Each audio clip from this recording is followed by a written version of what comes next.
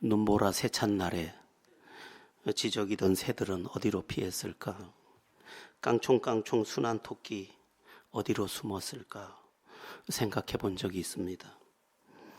젖은 날개짓이 얼어붙어서 불편할 테고 또 둥지가 얼어붙어서 삶이 곤고할 것입니다. 우리의 눈으로 직접 볼 수 없지만 한 마리 새도 눈보라 치는 날에는 갈 곳이 없습니다. 사람도 다르지 않습니다. 존재하는 이 땅의 모든 것이 다급한 일을 만나면 궁색해지는 것이 그의 형편이지요. 중요한 것은 우리의 다급한 형편에서 우리는 어디로 피해야 하는가 하는 것입니다. 여러분은 다급한 일을 만날 때 어디로 피하십니까? 힘겨운 날에 어디로 피하십니까? 믿음의 사람은 단연코 하나님께로 피해야 합니다. 여러분, 하나님께로 피하는 법을 배우십시오. 하나님께 피하면 아무 부작용이 없고 또 하나님의 도우심과 또한 하나님의 책임져 주심을 만나게 될 것입니다. 사람에게 피하면 그것이 또 다른 문제를 일으키고 그것이 또 다른 고통을 가져옵니다. 하나님은 당신을 믿고 당신께 피하는 그를 기뻐하시고 그를 도우십니다. 이 사실을 평생 잊지 말 것입니다. 제 모교회 시절의 이야기입니다. 남편에게 늘 두들겨 맞는 어떤 여자가 있었습니다. 스스로 목숨을 끊으려고 몇 번 해보았지만 그 남들은 쉽게 죽는다는 그 죽음도 자기는 죽어지지가 않았습니다. 한 번은 남편에게 매를 맞다가 도망을 갔는데 자기가 그 재래식 화장실, 그 화장실에 밥그릇을 들고 숟가락을 들고 이렇게 떨고 앉아 있더라는 것입니다. 그 사연을 들은 어떤 집사님이 그 불쌍하고 가련한 이 여인에게 예수님 믿으세요. 예수님 믿으세요. 그래서 데리고 왔는데 그가 이제 예수를 믿게 되고 예수를 믿으면서 그 복받쳤던 그 안에 쓴 물을 다 토하고 거듭나고 다시 태어나면서 이제 남편에게 엎드려서 간곡히 부탁을 하는 거죠. 여보, 아무개 아빠. 내 소원 딱 하나만 들어줘. 평생 나 때려도 되니까 교회 한번 갑시다. 그래서 그 남편을 데리고 온 겁니다. 그 남편이 보통 사람이 아닌데 그분이 변화를 받았습니다. 그리고 그분이 저와 함께 세례를 받았고 그분이 얼마나 변화를 받았는지 늘 부인 앞에서 무릎을 꿇고 밥을 먹고 그렇게 사는 모습을 보았습니다. 인생의 다급함과 억울함은 참으로 그 무게가 큽니다. 그렇다고 해서 어디 갈 만한 곳도 없습니다. 피난처처럼 보이는 모든 곳이 실상은 피난처가 아니기 때문에 그렇습니다. 어떤 탈북 여성이 이렇게 탈북을 하면서 도움을 주겠다고 해서 그를 만났는데 나중에 보니까 사기꾼입니다. 그래서 그 사기꾼을 피해서 도망을 갔는데 어떤 사람이 또 도와주겠다고 해서 가보니까 그는 인신매매를 해서 직업 여성으로 파는 사람이었습니다. 북한에서 넘어온 많은 탈북자들이 중국을 거치면서 많이 겪는 이야기라고 합니다. 그들과 우리는 다르지만 우리의 삶도 별반 다르지 않습니다. 피한다고 피하지만 거기도 우리의 진정한 피난처가 되지를 못합니다. 또 다른 아픔이 우리를 기다릴지 모르고 또 다른 문제가 거기서 예기치 않게 발생하게 될 것입니다. 그러므로 우리가 진짜 피해야 할 곳은 하나님입니다. 그래서 하나님은 이 사실을 가르치기 위해서 우리에게 계속 강조합니다. 다른 데 가지 마라. 나한테 와라. 나한테 와라. 여러분, 다른 데 가면 안 됩니다. 주님께 오면 주님께서 우리의 문제를 완전하게 해결해 주실 것입니다. 오늘 본문은 도피성에 관한 말씀인데 도피성에 대해서 설명을 좀 드리면 도피성은 고의가 아닌 실수로 사람을 죽였을 경우에 그 사람이 원수들이 뒤쫓아와서 그 가족을 죽였기 때문에 그 원수들이 와서 이 사람을 죽일까 봐 빨리 피해서 그 사람의 원수 보복을 받지 않도록 그 신변을 지켜주는 6 성읍의 제도입니다. 이스라엘에 12지파가 있는데 그 12지파의 경계마다 도피성을 만들어 놓았습니다. 그리고 실수로 사람이 죽게 됐을 때 빨리 도망가서 그 성읍에서 보호를 받으라는 그러한 제도입니다. 이 도피성은 1년에 한 번씩 가는 길을 닦았습니다. 그 도로 폭을 지금 측량으로 측량을 해보니까 6m에서 7m 넓이로 넓게 닦아서 1년에 한 번씩 그 길을 보수했습니다. 그러니까 뭐 산사태가 나서 길이 막히거나 이런 일이 없도록 미리 도망을 잘 갈 수 있도록 길을 1년에 한 차례씩 잘 닦아서 어떤 부지중에 살인을 저지르더라도 빨리 도망가서 그 보호를 받게 해준 것입니다. 예, 그 당시에 뭐 그렇게 도로가 발전된 그런 시대도 아닌데 이렇게 한 명의 영혼의 그 신변을 지켜주려고 그런 엄청난 투자를 해 주었던 것입니다. 이건 세계 역사에도 없고 인류 그 어느 곳에서도 없는데 오직 이스라엘에만 12지파 가운데 6개의 도피성을 둬서 그곳에 온전히 피하게 했죠. 여러분 잘 기억하세요. 내가 진짜 잘 되기를 원하는 유일한 분이 하나님이십니다. 진짜 내가 어떤 실수를 저지르더라도 내가 진짜 행복하기를 원하는 분, 그분이 하나님입니다. 내가 실수를 해도, 내가 허물이 많아도, 내가 한없이 부족해도 하나님은 너만은 행복해라, 그렇게 간절을 하십니다. 세상은 그렇지 않습니다.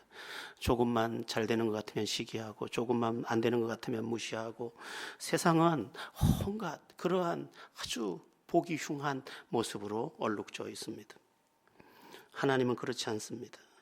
내가 웃을 때 하나님이 웃으시고, 내가 기쁠 때 하나님이 기뻐하시는, 그리고 내가 아플 때 함께 아파하시는 하나님이시라는 것을 우리는 잘 알아야 합니다.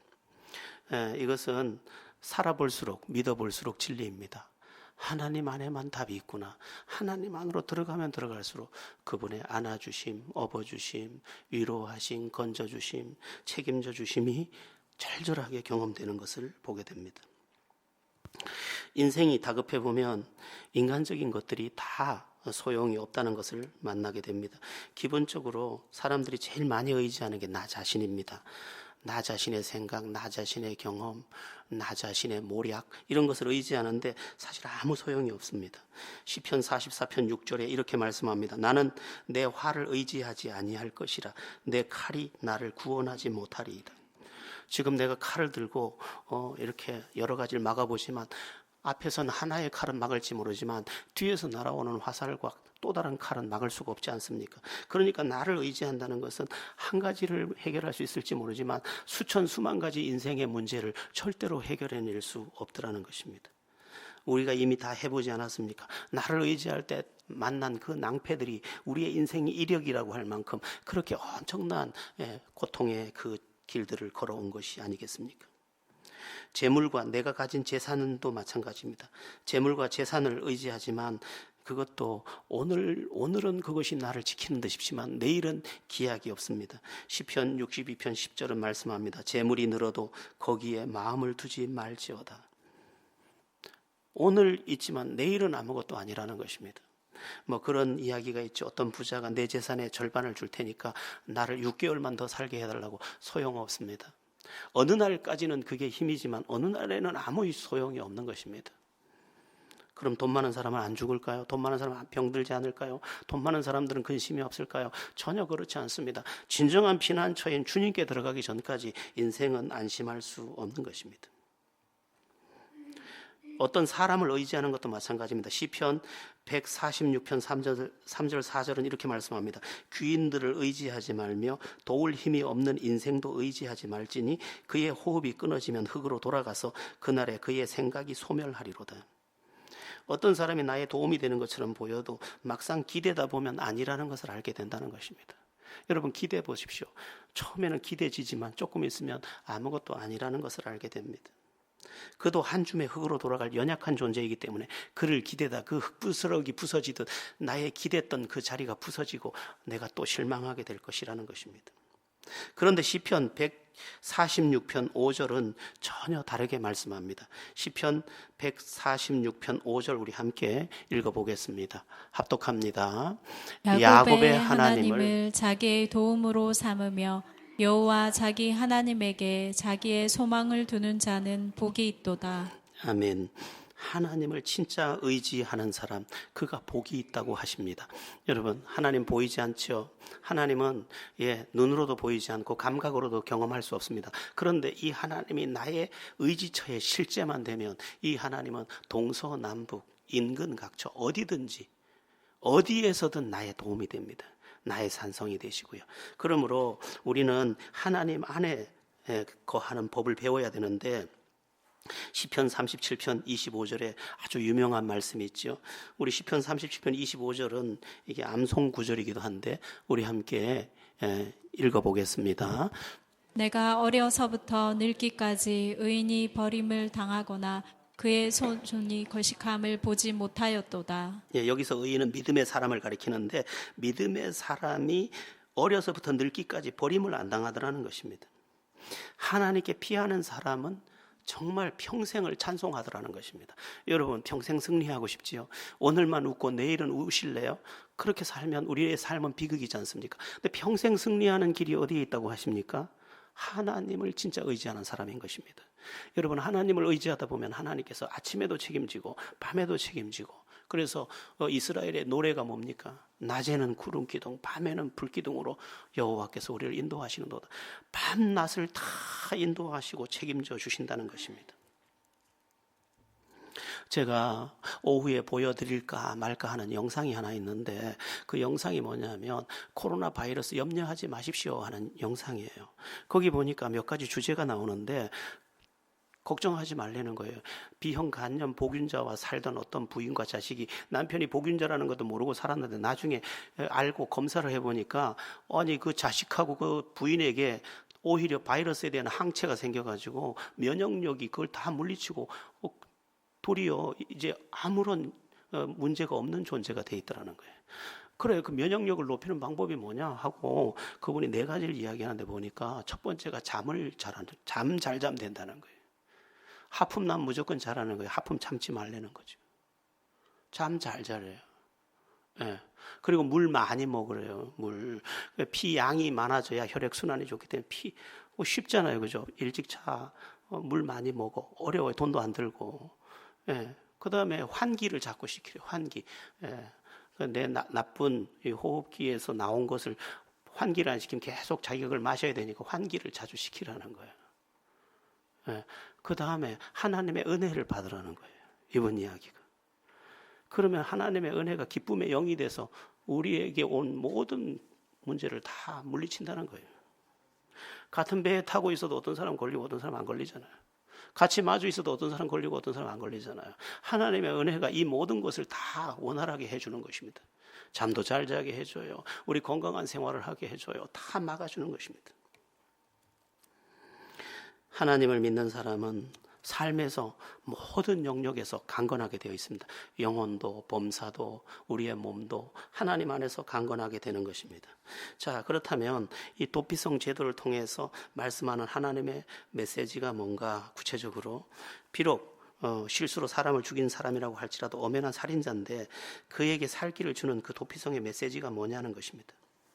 그건 뭐냐면 내가 혹 실수를 저지른다 해도 하나님께서 나에게 또 다른 살 길을 준비해 주신다는 것입니다. 여러분, 인간은 완전한 존재가 아니에요. 인간은 수없이 많은 실수를 해요. 말의 실수, 태도의 실수, 목적, 방향의 실수, 수없이 많은 실수를 해요. 인간은요, 수천, 수만 가지 실수 속에 살아가는 존재예요. 우리는 남의 실수를 크게 보고 자기 실수는 다 덮어놓지만 그렇지 라고 하지만 우리는 피차에 엄청난 실수를 하면서 살아가는데, 그럼에도 불구하고 하나님은 그 실수를 정죄하지 않고 우리에게 살 길을 제공하는 분이라는 것입니다. 여러분, 우리가 믿음 안에 있다는 것은 참 놀라운 것입니다. 우리가 믿음 안에 있으면서도 어떤 문제가 닥치면 낙심부터 해서 그렇지, 하나님은 내가 설령 잘못 결정해서 어떠한 큰 문제를 일으켰어도 하나님은 소망의 영으로 우리 안에 새 길을 여시는 분이십니다. 누가 저에게 이렇게 물었어요. 목사님, 제가 잘못 선택을 해가지고 이런 비극이 왔는데 이래도 하나님이 저에게 은혜를 주실까요? 그럼요. 어차피 인간은 다 실수해요. 크고 작은 실수를 해요. 치명적인 실수를 해요. 그래도 하나님께서는 세상은 돌을 던지지만 하나님은 새 길을 주시는 분인데 그런 분이 바로 하나님이라고 도피성을 통해서 우리에게 말씀하시는 것입니다. 요셉 이야기가 우리에게 유명하죠. 요셉이 실수를 많이 했어요. 어떤 실수를 합니까? 형들에게 자기 자랑을 많이 했어요. 그리고 그 아버지도 실수를 많이 했어요. 야곱도. 다른 형제들에게는 이 양을 치게 하고 저 양을 치게 하고 옷도 좋은 것을 안 입히고, 그런데 요셉에게는 일도 시키지 않고 색동 옷을 입히고 좋은 옷을 입히고 요셉만 이뻐하는 거예요. 그게 자기가 사랑했던 라헬의 아들이니까. 걔만 이뻐하니까 그냥 형들은 전부 저놈, 그런데다가 형들의 이야기를 자꾸 갖다 일러 바치니까 미움을 많이 샀어요. 그래서 그 결과 어떻게 됩니까? 시기심을 받게 되고, 그래서 이제 버림을 받게 되죠, 형들에게. 근데 이상해요. 그때부터 정신을 똑바로 차렸어요. 요셉이 17살에 형들에게 팔려서 노예가 되는데 그때 정신을 바짝 차린다니까요. 그때 진짜 하나님의 사람이 되기 시작해요. 사실 요셉은 아무것도 의지할 대상이 없었잖아요. 이집트, 거기는 자기 나라가 아니잖아요. 그러니까 이 낯선 나라에 가서 처음에 말도 통하지 않고, 그리고 전부 그 무서운 어른들의 그 발자국 소리, 노예의 등에 떨어지는 채찍, 얼마나 힘겨웠겠어요. 그런데 이 요셉이 신비하게 하나님을 파고들어요. 하나님의 품을 파고드는 거예요. 제가 실제로 제 목자방에 그림 하나가 있는데 그게 요셉이라고 생각하고 제가 어디서 구해서 갖다 걸어놓은 거예요. 야자수 나무 밑에서 이렇게 기도하고 있는 요셉의 모습이라고 제가 생각하고 그 그림을 정말 어렵게 구해서 거기 걸어놨는데, 그 요셉의 눈을 보면 눈이 다른 것보다 굉장히 커요. 근데 서글서글 눈물이 흐를 것 같아요, 이렇게. 근데 그게 밑에만 있고 위에는 벗고 있는데, 어쨌든 그 그림을 통해서 저는 많은 상상을 하는데, 어쨌든 요셉은 하나님의 품으로 파고드는 거예요. 계속 하나님께 파고들고 그랬는데 나중에 어떻게 됩니까? 아무도 책 잡을 수 없는 사람, 그리고 그 시대의 이집트를 먹이고 그 시대의 이스라엘을 먹이고 역사를 바꾸는 한 인물이 됩니다. 하나님을 파고들어도 뜻대로 안 됐어요. 하나님께 파고들었는데도 또 감옥에 가잖아요. 억울하게 누명을 쓰고. 그런데도 더 하나님께 파고들었어요. 의지할 게 아무도 없으니까 하나님, 그렇게 보면 의지할 게 없는 게 참 좋아요. 전 세계적으로 굉장히 나이가 많은 나무가 있는데 미국에 있어요. 그 나무 나이가 4,300살이에요. 5,000년 가까이 살았어요. 근데 어떻게 그렇게 오래 살고 저렇게 아직도 솔방울을 맺어요? 어떻게 그 산 비탈에 있는 소나무들이 전부 4,000년, 5,000년 산 나무들이에요. 어떻게 그랬을까 보니까 환경이 나빠서 오래 살았다. 환경이 나빠서. 건조하죠. 또한 산소량이 부족하죠. 그러니까 어쨌든 뿌리를 내리다 보니까 뿌리가 저까지 닿으면서, 여러분 환경이 좋아서 좋은 게 아니에요. 진짜로. 그 아프리카는 밖에 나가면 열매가 있으니까 저렇게 가난하잖아요. 우리는 밖에 나가도 열매가 없으니까 그냥 공부하고 연구하고, 그래서 우리가 더 부자인 거죠. 어쨌든 나쁜 상황은 나쁜 게 아니에요. 다만 우리가 파고들어야 될 그 하나님의 품을 파고들지 않는 게 문제인 거죠. 지금 이 시대의 가장 큰 문제는 뭐냐? 우리가 나가서 인간적으로 노력하면 뭐가 될 수 있다는 위험함이에요. 그게 안 돼서 차라리 하나님만 붙잡으면 하나님의 승리를 볼 것인데, 우리가 양다리를 걸친 채 하나님을 의지하는 것도 아니고 세상을 의지하는 것도 아닌 그런 상태로 살다 보니 하나님의 은혜의 혜택도 내 수고의 열매도 못 거두는 그러한 중간지대의 사람으로 살고 있는 것입니다. 우리는 요셉처럼 하나님께 피할 수 있어야 돼요. 하나님께 진짜 피했더니 하나님께서 어떻게 해요? 요셉에게 영감을 주고 요셉에게 기회를 주고 요셉에게 그 세상의 황제 앞에 죄수의 신분으로 끌려 나가서도 그 참 이야기하는 게 신비해요. 이 창세기를 읽어보면 파라오 황제가 꿈을 꿨는데 그 꿈을 애굽 전역에, 이집트 전역에서 해석해 줄 사람이 없어서 나중에 얘기를 듣다 보니까 꿈 잘 해석하는 사람이 그 감옥에 있다는 거예요. 그래서 감옥에 있던 요셉을 불러서 첫 마디가, 파라오 황제의 첫 마디가 너는 꿈을 잘 푼다 하더라. 그런데 이 요셉이 이런 말을 해요. 저는 꿈을 잘 풀지 못합니다. 그리고 다음 말이 기가 막혀. 여호와께서 대답하시리이다. 하나님이 대답하시면 할 겁니다. 얼마나 하나님께 속했는지, 예, 맞습니다. 네, 어떤 문제 있습니까? 제가 풀어드릴게요. 이렇게 말한 게 아니에요. 하나님 품에 들어가서 하나님을 의지하다 보니까 하나님이 하시면, 이렇게 고백하는 요셉이 됐던 거죠. 그랬더니 그의 입에 여호와의 영이 임하고 그 여호와의 영이 그 문제를 풀어내고 전 세계를 먹이는 주인이 됐던 것입니다. 여러분, 실수는 누구나 해요. 문제를 우리가 만들 수도 있어요. 그러나 하나님의 품으로 파고드는 사람, 그는 하나님 안에서 새 길을 얻을 뿐만 아니라 진정한 승리를 만나게 되는 것입니다. 내 잘못으로 인한 것이 아니어도 인생은 마찬가지예요. 아무 잘못을 안 했다고 해서 우리의 인생이 평탄하고 항상 평안하고 항상 풍성하고 그러냐? 그렇지도 않아요. 참 인생은 이상해요. 가만히 둬도 근심의 밤이 찾아와요. 가만히 둬도 낙심의 밤이 찾아와요. 가만히 둬도 허무의 밤이 찾아와요. 가만히 둬도 쓸쓸함이 가슴에 바람으로 일어요. 그럴 때 어떻게 해야 돼요? 아무 문제, 잘못도 없어. 그냥 나 혼자 있었어. 여러분, 인생 참 이상해요. 가만히 있는데도 파도가 더 친다니까요. 그때 도피성이 누구라고요? 우리 주님이시라고요. 주님께로 피해야 돼요. 주님께로 피하면 주님의 위로가 임하는 그 순간 다른 위로는 다 부수적인 거예요. 남편의 위로, 자식의 위로, 그건 부수적인 거예요. 진짜 위로는 벌써 위로부터 내게 임했어요. 그 위로 안에서 이미 위로된 내가 그 작은 것들을 감사의 조건으로 화답할 뿐이에요. 자, 그러면 우리가 구체적으로 어떻게 주님께 피할 수 있느냐? 기도로 피할 수 있습니다.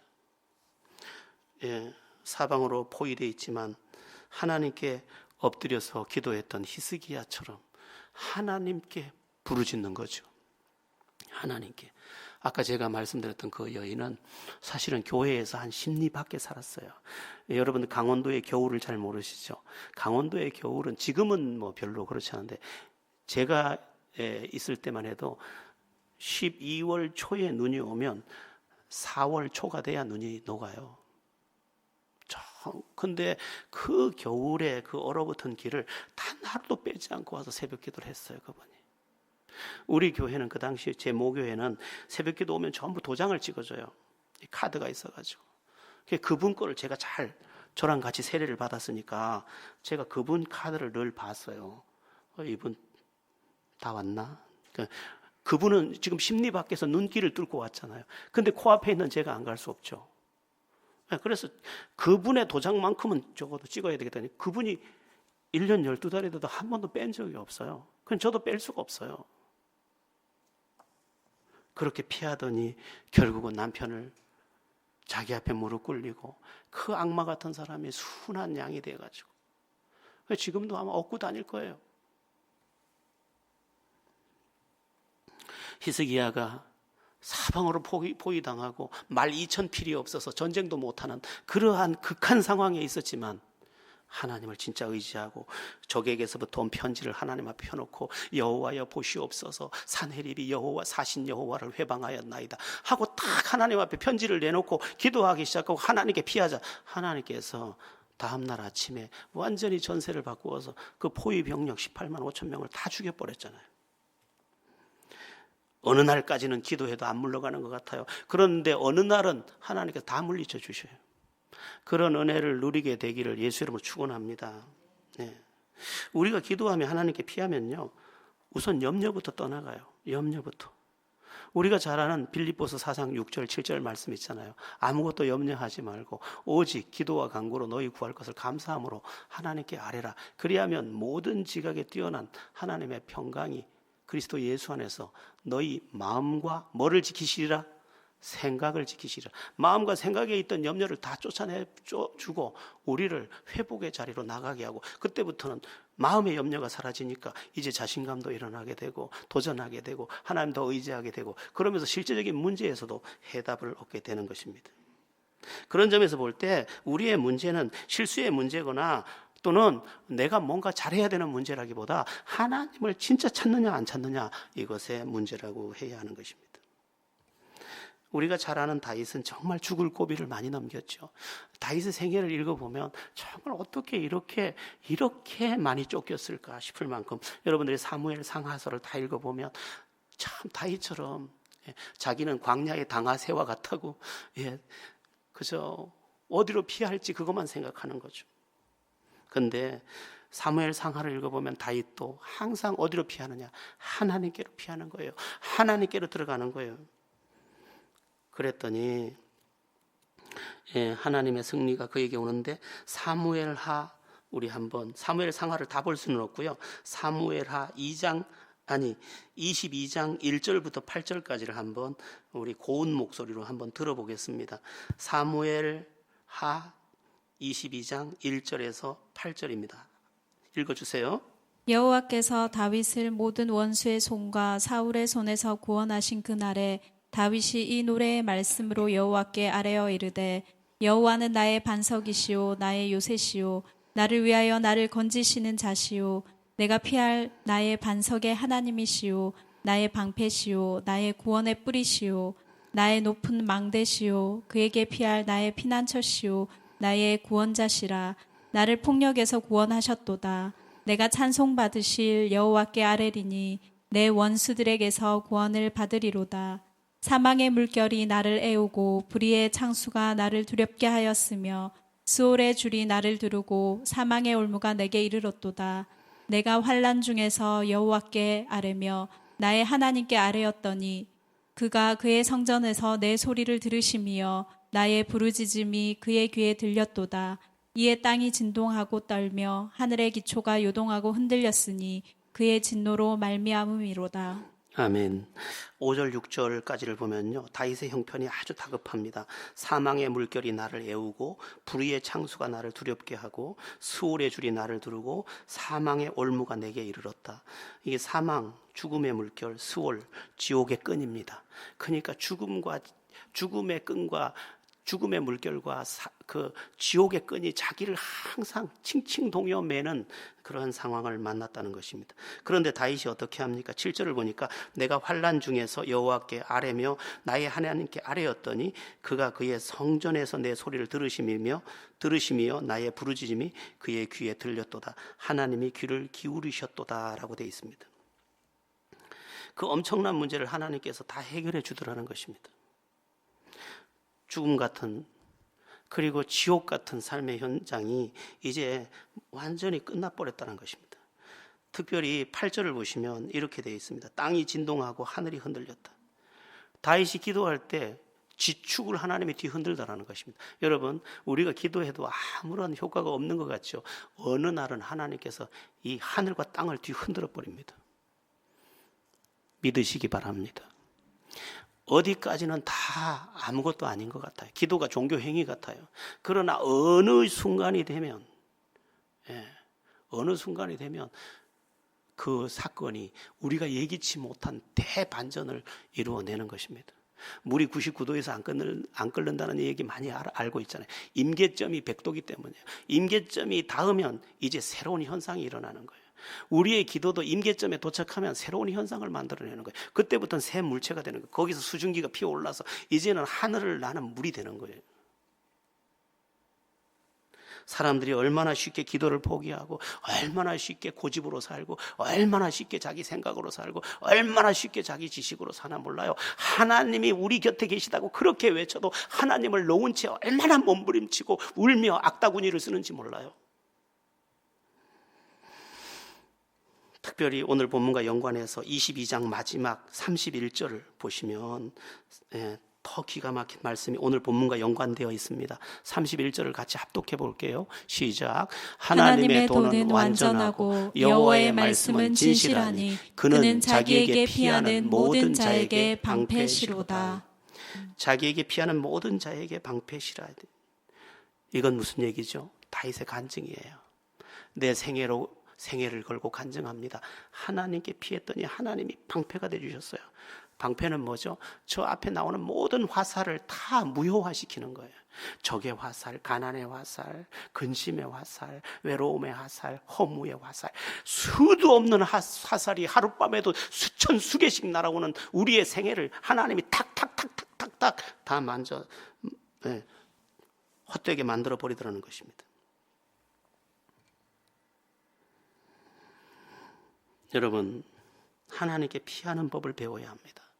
제가 보니까 현대인들은 하나님께 피하는 걸 몰라요. 자기를 믿어요. 자기가 항상 옳대요. 그리고 환경에 끌려가요. 피곤하대요. 피곤하면 불행하게 살 거예요. 피곤하면 불행하게 살 겁니까? 피곤해도 행복하게 살아야죠. 그러기 위해서 하나님의 은혜의 보좌 앞으로 향하는 정말 뜨거운 열정을 회복해야 합니다. 자, 제가 조금 전에 도피성의 개수가 6개라고 말씀드렸죠. 가까이에 다 있다고 했어요. 우리가 기도하려고 마음 먹으면 그날부터 할 수 있는 거예요. 하나님을 진짜 의지하려고 하면 그날부터 할 수 있는 거예요. 그러면 나의 그 엄청난 실패가, 그 엄청난 불행도 이제 새로운 기회가 되는 것입니다. 수없이 많은 실패를 당했던 아브라함 링컨의 이야기 여러분들 잘 아시죠? 그의 이력을 제가 좀 체크해 봤는데 한번 제가 짤막하게 읽어드릴게요. 1809년 평범한 통나무 집에서 태어나다 1816년 그의 가정이 파산하다 1818년 그의 어머니가 사망하다 1831년 사업에 실패하다 1832년 의원 선거에 낙선하다 1833년 다시 사업에 실패하다 1835년 약혼녀가 사망하다 1836년 신경쇠약에 걸려 정신병원에 입원하다 1838년 하원의장 선거에 패배하다 1840년 선거인단 선거에 떨어지다 1843년 국유지 관리관 시험에 떨어지다 1846년 하원의원에 당선되다 1848년 하원의원 선거에 낙선하다 1855년 상원의원 선거에 낙선하다 1856년 부통령 선거에 낙선하다 1858년 상원의원 선거에 낙선하다 1860년 미국 16대 대통령이 되다. 너무너무 실패가 많았던 사람. 그러나 이 사람이 하나 가지고 있었던, 다른 사람이 가지고 있지 않던 강한 끈 하나가 있었는데 하나님을 붙잡는 그 끈. 그랬더니 전체가 실패 같았는데 진짜 승리가 기다리고 있더라는 것입니다. 여러분, 길이 없어 보이죠? 그런데 6곳이나 하나님의 도피성을 준비해 놓은 것처럼 하나님에게는 길이 많습니다. 그래서 하나님을 진짜 찾고 하나님을 진짜 의지하려고 하면 하나님께서는 의지할 수 있는 길을 준비해 놓으셨고 해결의 길도 준비해 놓고 기다리고 계신 것입니다. 도피성을 달려가기 쉬운 곳에 위치해 놓고 이렇게 1년에 한 차례씩 뚫어 놓은 맥락도 같은 맥락입니다. 하나님은 어떤 분이세요? 우리의 피할 길을 닦고 계신 분이에요. 일로 오라는 거예요. 빨리 오라는 거예요. 그 길이 막히지 않도록 닦아놓고 기다리는데 우리는 그 길을 쓸데없는 길로 다 만들어버린 거죠. 여러분, 어디로 피하십니까? 저는 제가 인간적으로 많은 것을 피해 보려고 해도 하나님께서 그걸 잘 끊어놓는 것을 많이 봅니다. 그거 아니야. 내게 와. 그 다음에 내가 해. 그래서 그거 붙잡고 정말 아슬한 그 길에서도 용기를 내고 도전을 합니다. 하나님이 이렇게 말씀합니다. 인간적인 방법으로 승리한 자가 있으면 한번 찾아와 봐. 압살롬 인간적으로 하다 어떻게 됐니? 사울 인간적으로 하다 어떻게 됐니? 그러나 믿음으로 산 사람 어떻게 됐니? 너도 믿음으로 승리하라는 것이죠. 특별히 도피성으로 피한 사람은 대제사장의 보호를 받아야 했습니다. 이게 무슨 얘기냐면 장차 오실 그리스도를 예표하는 것이 도피성이라는 것입니다. 이 제사장이 죽어야 자기 집으로 돌아가게 됩니다. 그러니까 우리의 대제사장 되신 예수 그리스도께서 내 죄를 위해 십자가에 못 박힌 사건이 우리에게 진정한 자유를 주는 것입니다. 우리의 심각한 문제는 우리에게 예수님이 나의 모든 문제를 해결했다는 이 믿음이 없다는 것입니다. 오늘 우리의 믿음은 지극히 종교적이며 이론적이며 화려합니다. 쓸데없습니다. 우리의 심각한 문제는 종교적인 화려함과 다른 것의 동행입니다. 현대인들은 이상하게 다른 데로 많이 피합니다. 어떤 취미, 집착의 방향으로, 그리고 지식의 방향으로도 피합니다. 그러나 거기는 피난처가 아닙니다. 여러분, 취미 활동을 통해서 위로받고 싶죠? 거기에 중독된 사람들은 다 또 거기에서 또 다른 아픔을 만납니다. 어떤 분이 저기 양양 아시죠? 양양의 푸른 파도 얼마나 좋은지 몰라요. 혹시나 시원하고 싶으면 여기 7번 국도를 타고 올라가시다가 이제 뭐 정동진도 있고 다 있지만 그 바다를 보면 굉장히 참 시원합니다. 그러나 영혼은 그걸로 해결되진 않지만, 근데 그 양양에 그거 뭐죠? 이렇게 윈드서핑을 하는 사람, 그 좋은 장소가 있더라고요. 윈드서핑을 하러 가서 취미로 하다가 어떤 사람은 직업이 교사인데 그것도 다 내버리고 가가지고 이제 윈드서핑 하다. 여기가 진짜 자유예요 이러면서. 제가 볼 땐 그건 자유 아니에요. 착각이에요. 진정한 자유는 영혼에서 말해줘야 해요. 이런 사람도 봤어요. 4년째 신혼여행 중이에요. 4년째. 그것도 해외에서. 갈 바를 몰라요. 주님 안으로 들어오면 모든 것이 정상이 될 뿐만 아니라 주님 안에 들어오면 모든 것이 해결되는데 그분을 진짜 의지하는 자가 있느냐 하는 것이에요. 우리는 너무 꾀스러워요. 우리는 너무 똑똑해요.